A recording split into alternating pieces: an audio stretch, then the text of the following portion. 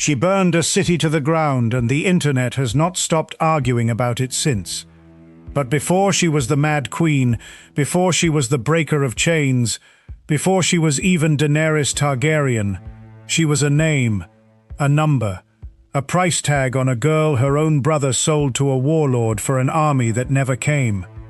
And in the years since Game of Thrones ended, book readers, historians of the show, and George R.R. Martin himself have quietly revealed details about her that most viewers never caught.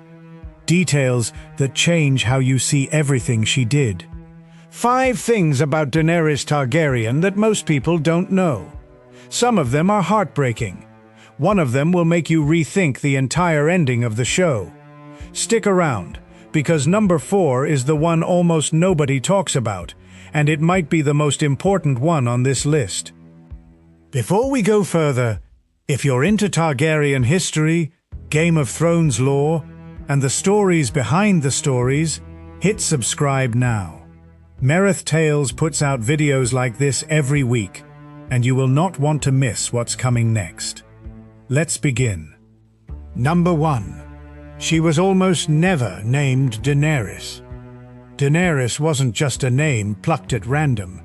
In the books, we learn that Rhaella Targaryen, Daenerys' mother, had already lost several children before her.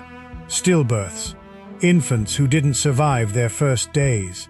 Daenerys herself was born in the middle of a violent storm off Dragonstone, a storm so severe that the small folk on the island believed the gods themselves were furious.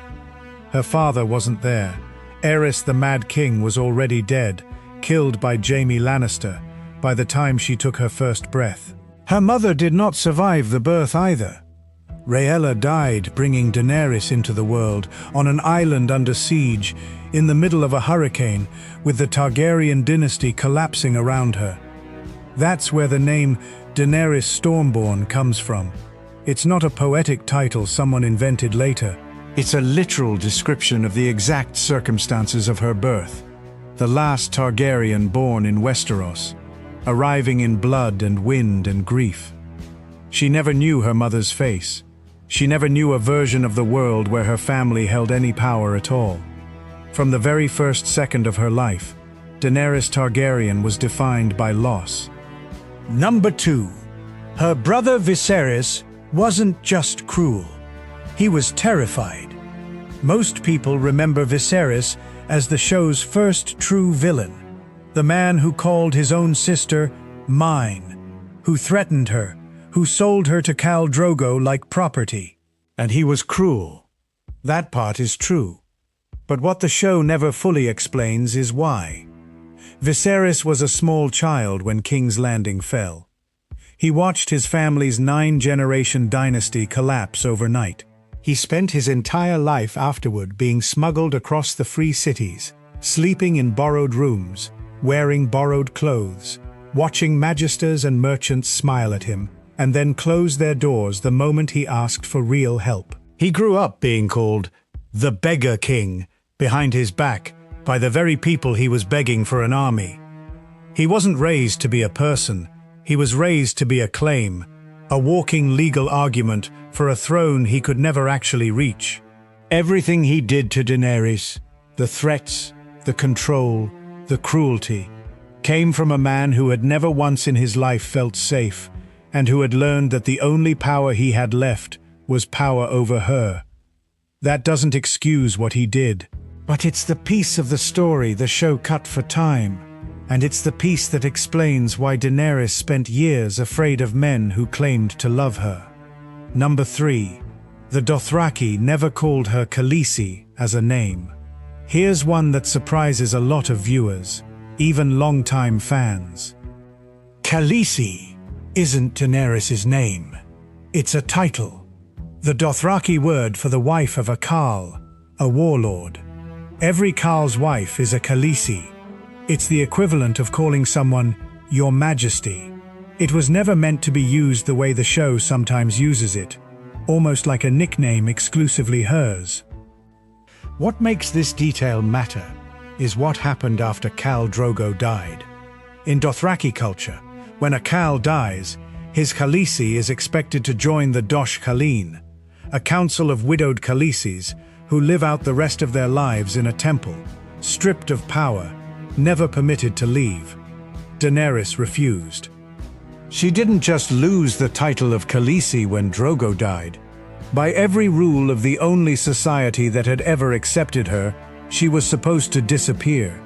Instead, she walked into his funeral pyre with 3 fossilized dragon eggs and came out the other side with 3 living dragons and an army of survivors who chose to follow her anyway.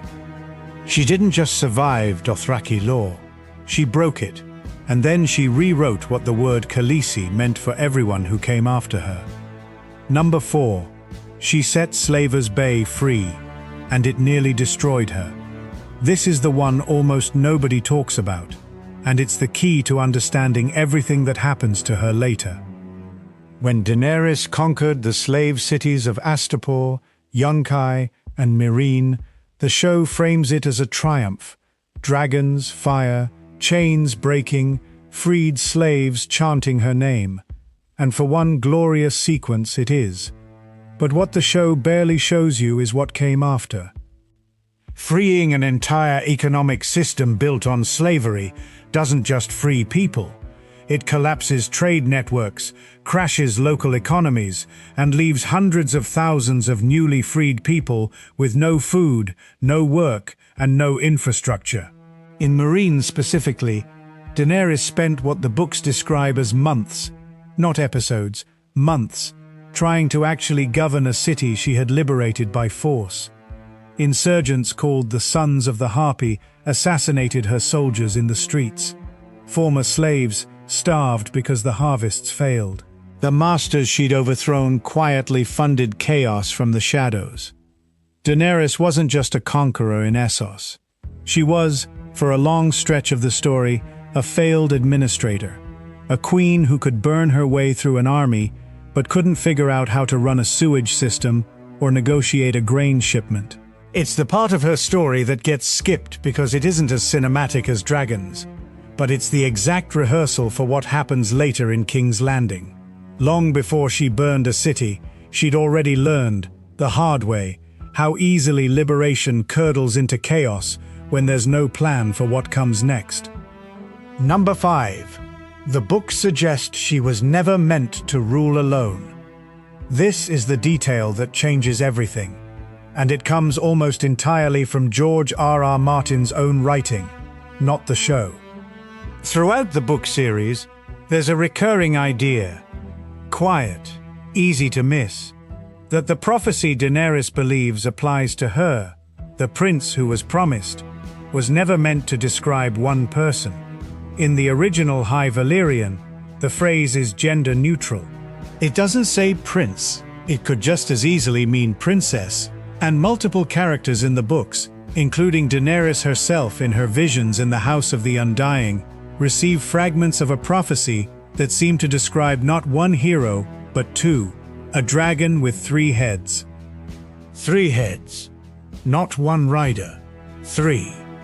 In the books, this is widely interpreted as a hint that the Targaryen destiny was never supposed to belong to a single conqueror sitting alone on an iron chair. It was built for partnership, for a family, not a monarch. Daenerys spent her entire life being told she was the last dragon, singular, destined, alone. But the story she was actually born into may have been about balance, not solitude. She never got the chance to learn that lesson in time. And that, more than any single decision she made, might be the real tragedy of Daenerys Targaryen. Not that she was a monster waiting to happen, but that she was the last member of a family who never got to find out what she could have been with people beside her instead of beneath her.